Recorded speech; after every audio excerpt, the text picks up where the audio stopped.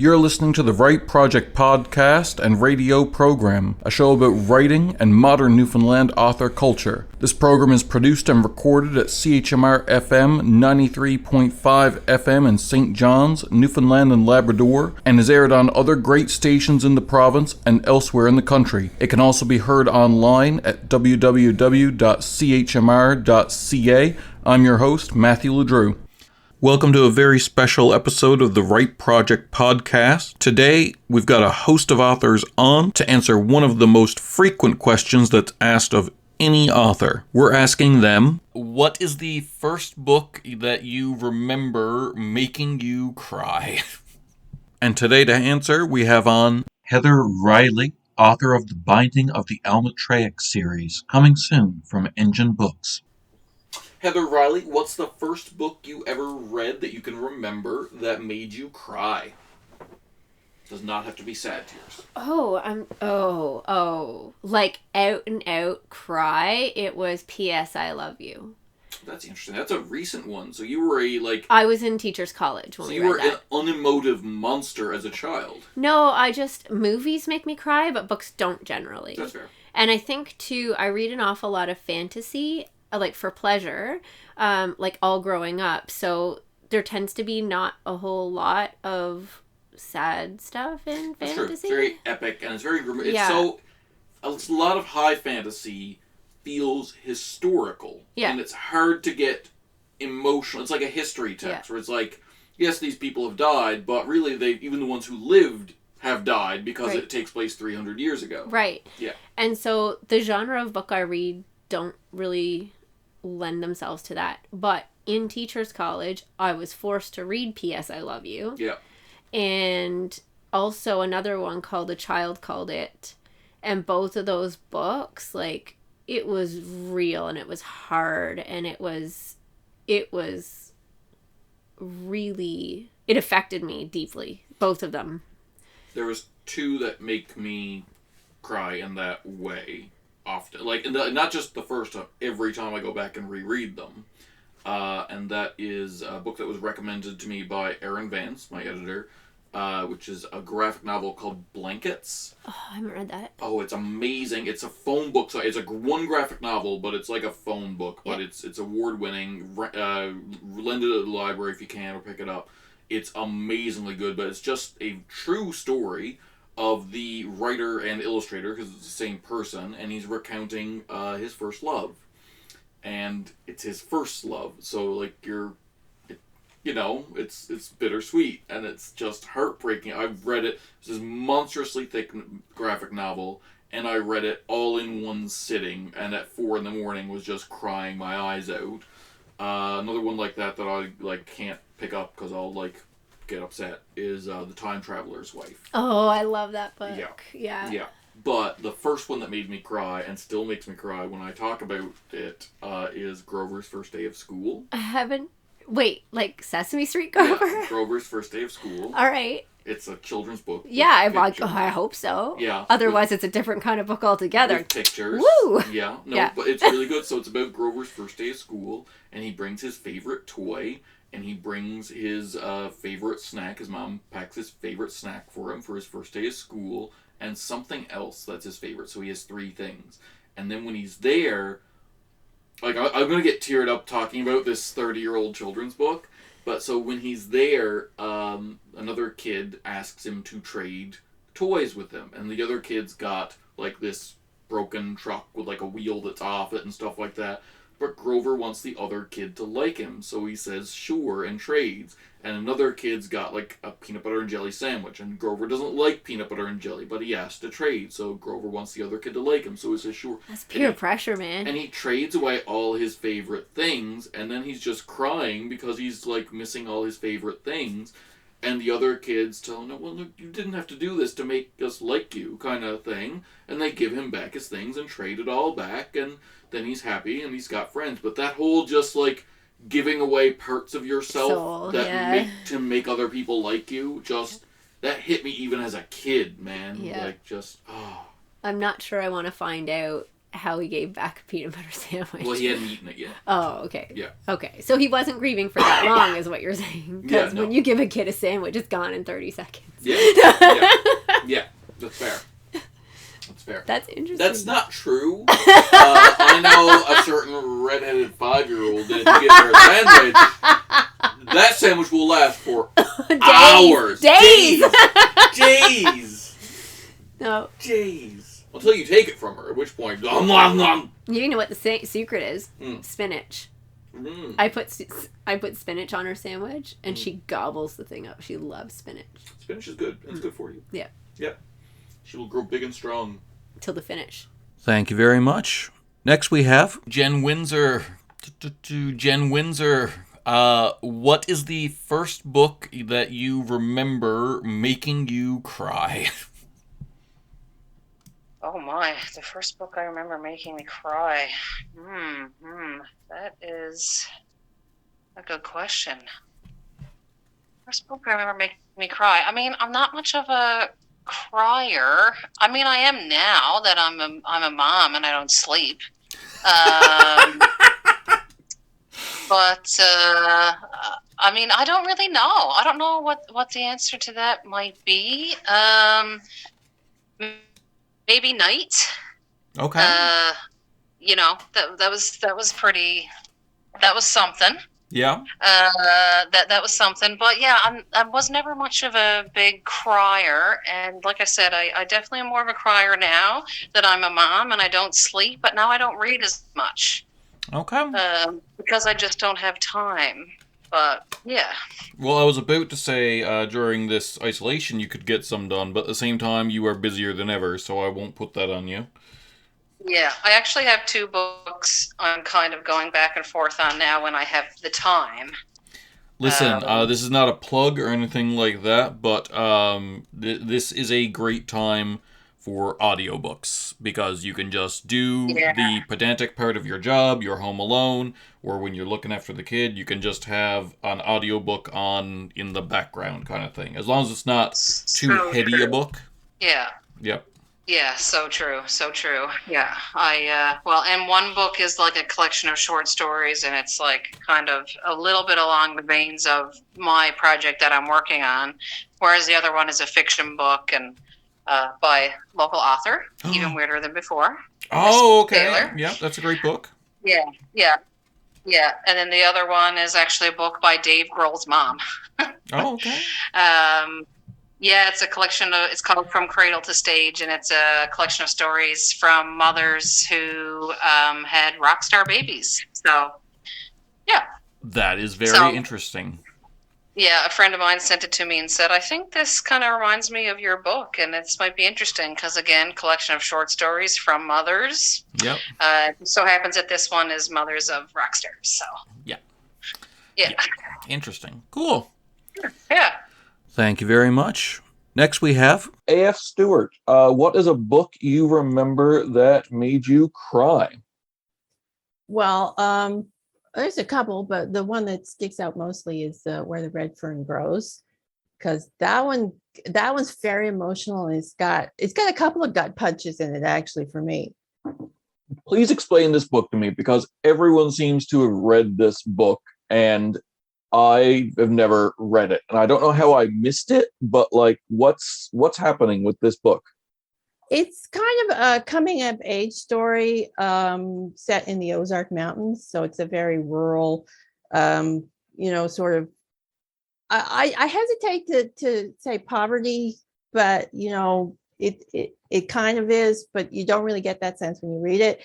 It's more of like this rural area, this boy who saves up his money, buys these 2 coonhound dogs, and goes into the world of coon hunting, which was popular back in the day in the Ozarks. It may still be, for all I know. I don't Probably know is, too much yeah. about the Ozarks in general, but it's more of like this the relationship between the boy and his dogs. I mean, as an adult, you look at it, it's sort of like, yeah, they're hunting coons and stuff, and maybe that's not such a good thing now when you're looking back at it. But when you're in the story, you don't really think about that part of it. Okay. It's all about the boy, his dogs, the relationship, and it's him growing up and facing certain things. And there's it doesn't cut any punches in the book. There's a lot of bad stuff that happens as well. As I don't want to give any spoilers to people who haven't read the book, but there's one scene in particular, there's one chapter in particular. Like most people will tell you the ending because the ending is very tragic and very sad. Yeah. But the scene that got me more was the scene where he's been challenged by two of the other boys that he knows, two other coon hunters, to hunt down the ghost coon. Okay. And he finds because he's been bragging about his dogs, how good they are.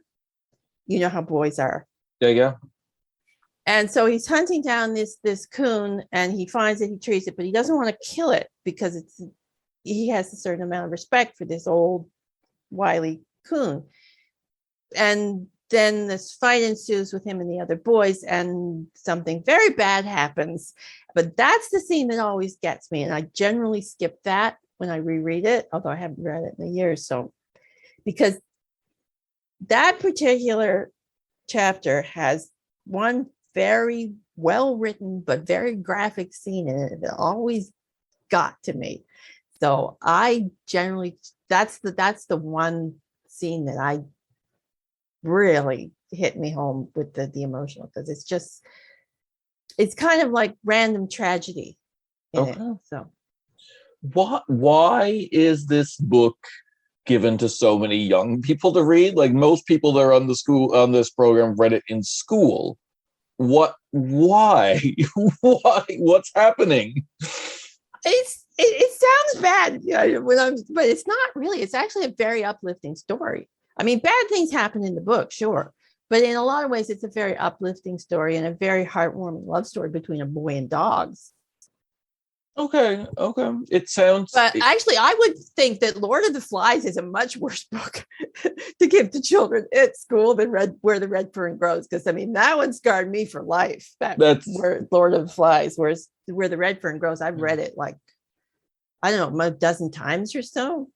Not invalid. That's interesting to compare the two, because like I was about to say Lord of the Flies kind of prepares you for society a little bit. It's like, okay, you've been here like protected by your parents. I don't think you understand. Society sucks. And we haven't told you. Here's Lord of the Flies. It'll explain. Like yeah. Unless you're a very shy person who wears glasses and you identify with Piggy, and then it will scare the crap out of you. Yes. But it sounds like Where the Red Fern Grows might be about like mortality and mutability. And in some ways, like I always say that like owning a dog or an animal when you're young is almost about mortality, because it's something that, barring a tragic accident, like if you own an animal in your youth, you will definitely outlive that animal. It's one of the few relationships in a person's life where you're like, there is with a degree of certainty, I will have to bury this thing. You know what I mean? Yeah. So it's a lot of people's first experience with death is with a pet. So I guess it's about like learning about death. You know what I mean? In a way. There is a lot of that too. There's a lot of overcoming hardship in it too. There's an underlying theme about overcoming hardship and preconceptions, and also, kind of a bias, because I mean he's the poor rural kid, and he also, part of the book, he enters this like big time hunting contest, so he kind of has to overcome preconceptions and stuff like that as well. And it's really a lot of interesting deep themes in the book too as well. So sounds like I'm gonna have to read this book is what I'm learning, is that like this seems like a formative thing. I feel like I've missed something. I feel like, because it's every author that's on there here, it seems like has had a formative experience with this book, and I'm just sitting here like, what? Like I like for the first few times I kept calling it Between Two Ferns, like the Zach Galifianakis show, because Where the Red Fern Grows. Like I don't know how I missed it, I Yeah. don't know what's up, but I feel Yeah. like I need to read this book. Yeah, well, the title actually makes sense when you reach the ending, because he ties the title into the ending. So I'm assuming that's where he buries the dogs. but there's more to the symbolism of the red fern. Okay. Interesting. Would you recommend this? Do you recommend this to young people? Do you recommend that people read this, or is this one of those, like, because some people that have been on the show were like, no, don't, nobody touch this book.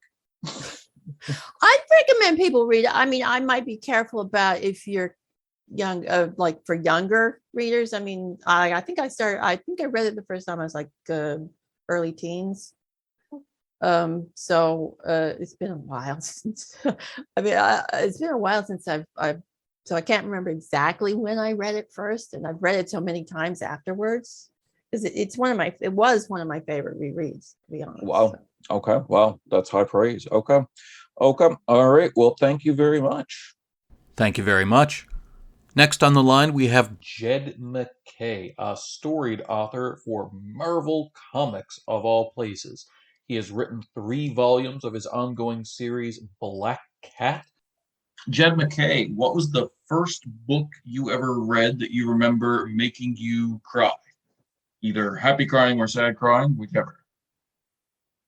I honestly don't know.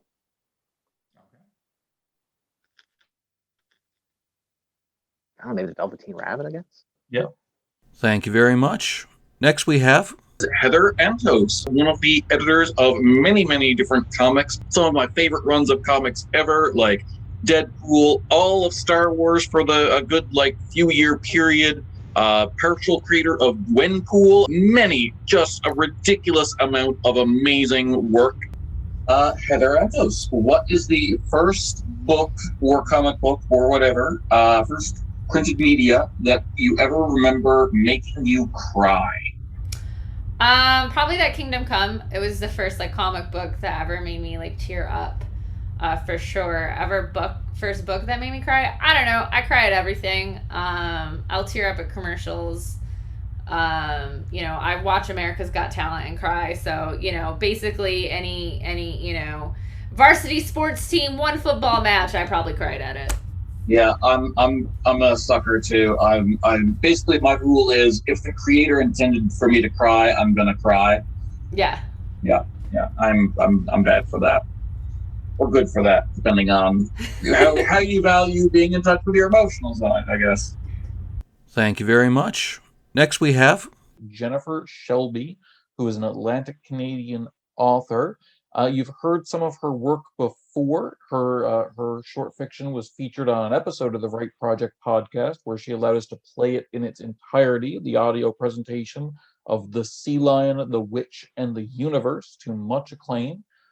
She's got her own novella out now, the 5th book in the Slipstreamer saga from Engen book, called Plague of the Dreamless. Jennifer Shelby, what's the first book you ever read that made you cry?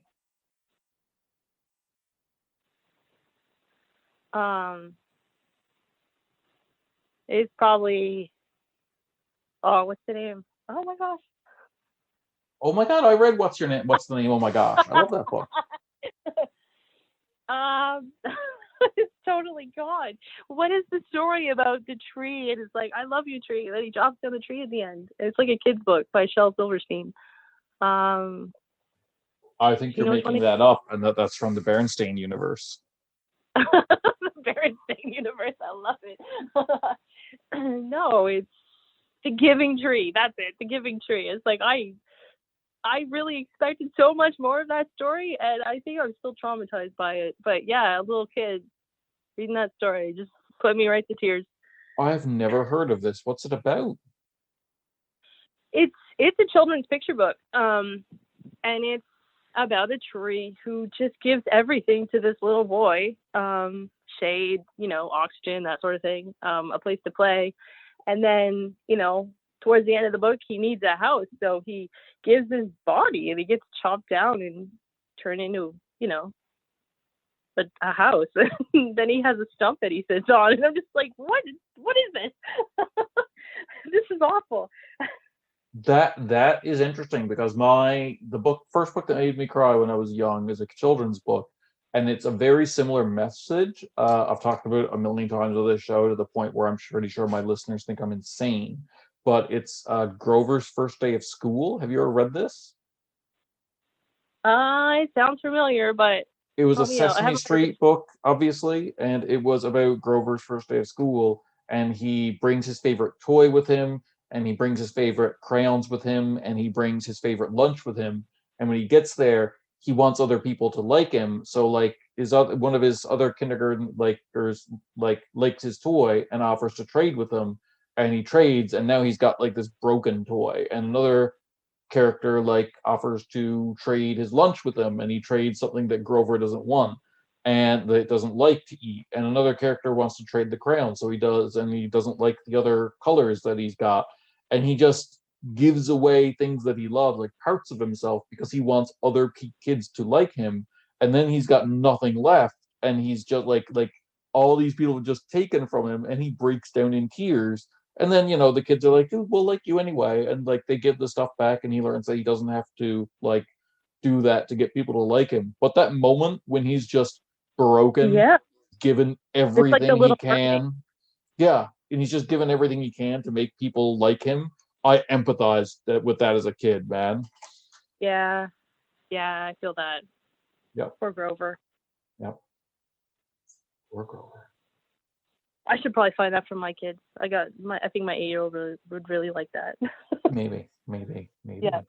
Do you think Grover and Gonzo are related? You said Gonzo or Godzilla? Gonzo. Gonzo. I don't know. I never really understood what Gonzo was at all. There's a movie, Muppets in Space, where he's revealed to be an alien, but I'm like, but it's a world of monsters. Like, why would you need, like, Yeah, I don't know. They definitely had a different nose, didn't they? Yeah, because Gonzo had a very curly nose. He did. Yeah, it could be, because, you don't always have the same nose as your brother or your mom. So, yeah, absolutely. They're probably Cookie Monster, too. Yes. Okay. Thank you very much. Next we have TzuHao Hsu. She is one of the authors from Us Now. TzuHao, what was the first book you remember reading that made you cry? Or if you can't remember the first, the most recent, maybe. Mm-hmm. There aren't that many that does that for me, to be honest. I mean, I find most books will touch and engage me emotionally, but for me to get really connected to a character, my goodness. I know.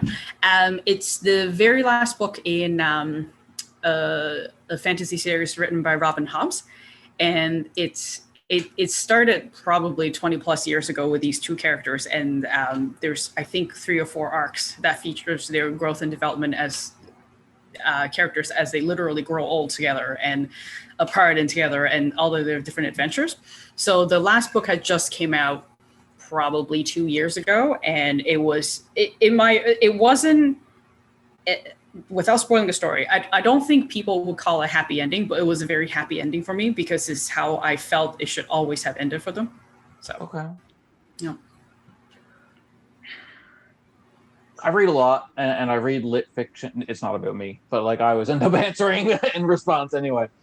Something that can books that make me cry are usually like bittersweet romances, like Time Traveler's Wife and Blankets and stuff like that. Just Blankets left me in a total wreck. But I like superhero stuff. Like I'll sit down, like if I want to switch my brain off, I'll turn on like Avengers or Doctor Who or anything like that. Mm-hmm. Any narrative where the people you've lost come back, you know what I mean? Mm-hmm. Doctor Who episode where a town is obliterated in a bombing, and through the jigs and the reels, everyone comes back to life by the end, or like Avengers Endgame when everyone comes back to life. That whole like, No, we undid it. Everyone came back. That is just, I can watch the same thing 50 times, and every time it will just, I'll be a sobbing mess. I don't know why. Like, I feel like that's a human need, though. I feel like the reason that narrative plays out so much in genre fiction is because that's like, if there's one like fantastical wish, like it's that kind of to bring back the scars of like war kind of thing and say like, okay, we can't undo what we learned and what happened, but like, ooh, if we could just bring everyone back, like everyone in one big snap kind of thing. Yeah. I don't know. I see the appeal of it, but I personally don't.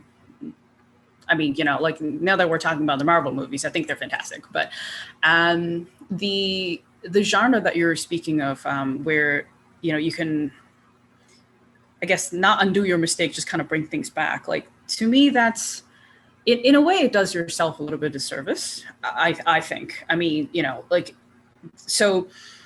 Since we're talking about comic books, I don't know if you've ever heard of a series called Full Metal Alchemist. It's Yes. yeah. So like one of the really famous line in there is that you don't learn a lesson without sacrifice, and I think that is incredibly true in just about anything that you do. And like if without the sacrifice, you take it for granted, and then you don't really achieve true growth. So it's a double-edged knife, I guess, that you have to suffer through the loss, but you're in a way better for it, maybe not more whole for it, but Maybe that's maybe the wish is that we could cure that part of the human condition, that we could at some point learn without having to go through. I teach writing classes, and there's this concept called the Harmon Circle, where it's just the hero's journey but trimmed down, where it's like you start at a certain point, you want something, enter an unfamiliar situation, adapt to it, get what you want, pay a heavy price for it, and then return to where you started as a changed person. Maybe the wish is that we could finally get to a point in human history where we could skip that pay a heavy price for it step, that we could just learn to be better. You know what I mean? Absolutely.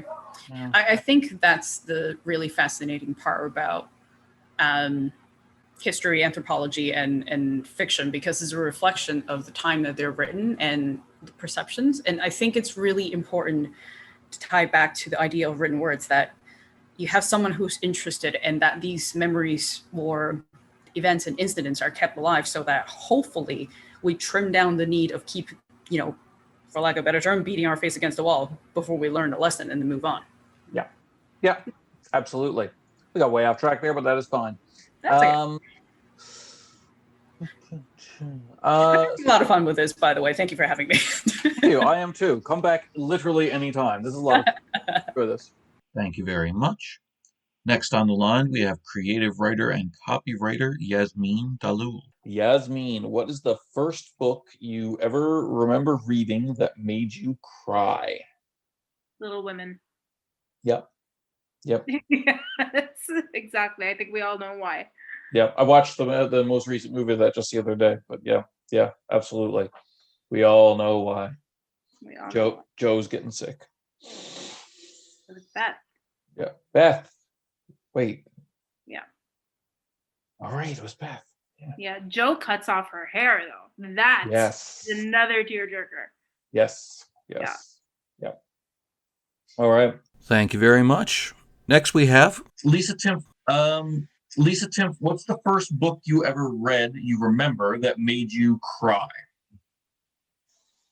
The first book I read. Well, we used to have, my parents were part of the Doubleday Book Club, so you get books. And one of them was a Reader's Digest compilation of some of Rudyard Kipling's stories, including The Jungle Book. Okay. And I think some of the stories in that made me cry, particularly the one about the Doles come in and they invade the territory, and then the leader of the pack dies in that battle. And I think that made me cry. All right. Well, thanks for coming on again. For all of you, we'll be here again next week at 4:30 Newfoundland time, or online at chmr.ca. Please tune in and we'll talk more about writing culture in Newfoundland.